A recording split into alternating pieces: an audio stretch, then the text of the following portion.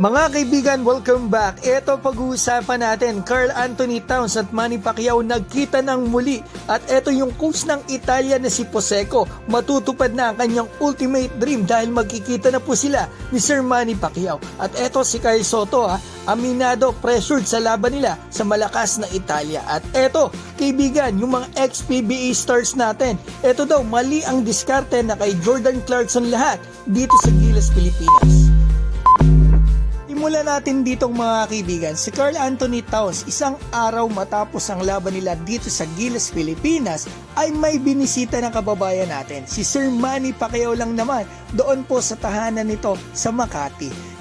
Sa mga boxing fan na andito mga kaibigan, maaaring tandaan nyo na magkakilala na pala talaga matagal na ang dalawang ito. Sinabi na rin niya ni Towns at eto kaibigan, si Towns po ay bumisita kay Manny Pacquiao doon sa Wildcard Gym nung kasalukuyan nagka-training ito para sa laban niya kay Spence na nauwi kay Ugas. Yan, doon po sila una nagkita na inilabas dito sa media. So matagal na sila magkakilala at magkaibigan pala.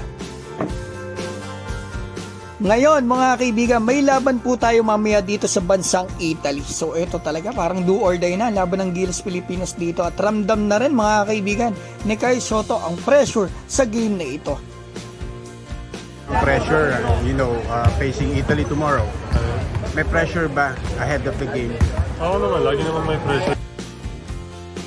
At nasabi pa ng ating pambato na si Kyle Soto na sa game nga nila dito sa Italia ay talagang susubukan daw talaga nila na pigilan ang mga wing nitong Italy, yung mga shooting guard nila at small forward nila. Talagang yun talagang pinaka-assignment nila sa game mamaya. Sana manalo talaga tayo dito. At eto usapang Italy, alam niyo po ba yung coach nila na napaka-energetic na pagdating pa lang dito sa atin sa Pilipinas, sa airport ay hinahanap na agad ang ating kababayan na si Manny Pacquiao. Idolo pala niya ito at alam niyo po ba may update na tayo about dito. Kaibigan, nakatakda na ata talaga magkita ang dalawa. At ayon mismo sa coach ng Italy, ito daw ay dream come true para sa kanya. Kasi ito palang si Sir Manny Pacquiao ay nakabili na ng ticket para sa game mamaya ng Gilas Pilipinas. So abangan talaga natin yan. Sigurado magbabiral talaga yan. At eto na mga kaibigan, pakinggan po ninyo itong mabuti. Maraming salamat dito sa PBA Moto Club. Kaibigan, eto na ang reaction nila dito kay Jordan Clarkson sa Gilas, Pilipinas. Para kay Clarkson hindi ko pa pagdalahin ng bola yun. Sinasabi ko na, ganun ako maglaro. Susunod ng play yun. Dati, tinatawag ko tinitext ko sila Jimmy, yung mga point guard natin, "Hoy, ba't nyo pinapabayaan magdala ng bola yan? Hindi niya trabaho yan Tanong kayo, mali yung diskarte natin na sa kanya lahat.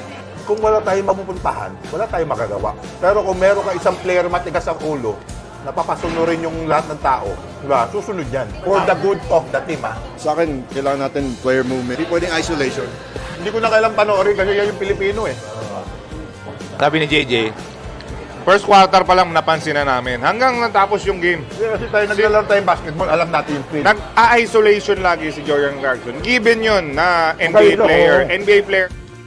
Para sa kanila mga kaibigan, mali yung Jordan Clarkson lahat dito sa Gilas, Pilipinas. Jordan Clarkson ang magbababa ng bola. Jordan Clarkson ang titira.